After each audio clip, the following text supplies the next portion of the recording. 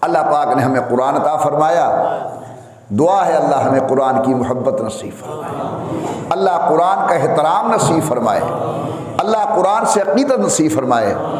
آج میں نے یہ موضوع اس لیے شروع کیا، اخبارات کے اندر دیکھ رہا ہوں کہ بعض لوگ قرآن کریم کی توہین کر رہے ہیں، ان پر احتجاج ریکارڈ کرنا یہ ہماری حکومتوں کا کام ہے، ضرور کریں گے، کر رہے ہوں گے۔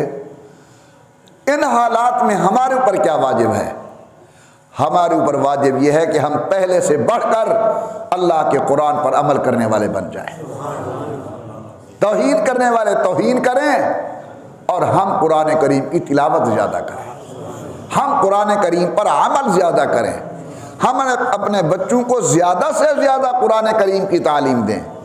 میں نہیں کہتا آپ کو کہ اپنے بچوں کو درس نظامی پڑھاؤ، پڑھاتے ہو بہت اچھی بات ہے، میں تو گزارش کرتا ہوں کم از کم قرآن ضرور پڑھاؤ، اگرچہ ناظرہ ہو جائے، حفظ آ جائے تو سبحان اللہ۔ حضرت مفتی محمد شفیع صاحب رحمۃ اللہ علیہ جو کہ تفسیر معارف القرآن کے مصنف ہیں اور اسلامی دنیا کی اس دور کے اندر مشہور شخصیت، حضرت مولانا مفتی محمد تقی عثمانی کے والد تھے۔ حضرت مفتی محمد شفیع صاحب لکھتے ہیں اپنے بچوں کو قرآن پڑھاؤ، اگرچہ ناظرہ پڑھاؤ ضرور۔ جس بچے نے قرآن پڑھ لیا اس کا خاتمہ ایمان پر ہوگا، اس کا خاتمہ کفر پر نہیں ہوگا۔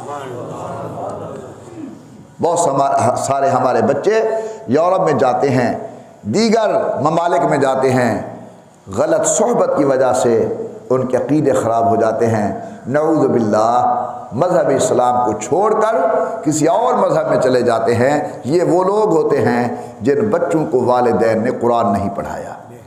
اگر قرآن سینے میں موجود ہو، یہ قرآن کفر کو قریب نہیں آنے دیتا، باطل کو قریب نہیں آنے دیتا۔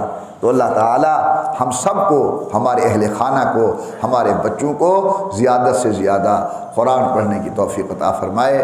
آپ سے میری درخواست ہے قرآن پڑھا کرو، قرآن سمجھا کرو، قرآن پر عمل کرنے کی کوشش کیا کرو۔